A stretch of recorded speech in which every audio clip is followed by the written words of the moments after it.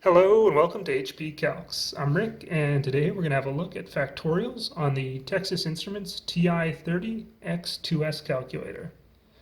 Now, the factorials on this calculator are a little hidden away, so we need to use the PRB key located here. To get started, if we wanted to find 3 factorial, which we know is the same as 3 times 2 times 1, which is equal to 6, we start by entering the 3. Then the PRB key, which brings us up into the probability menu where we have permutations, combinations, and factorials. We want factorials or the exclamation mark, so we go to the right 2, hit enter.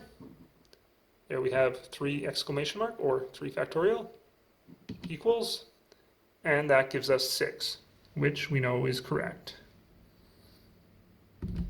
All right, one more example. If we want 5 factorial, we start with the number 5, PRB to bring us into the probability menu, right, choose the exclamation mark, and hit enter.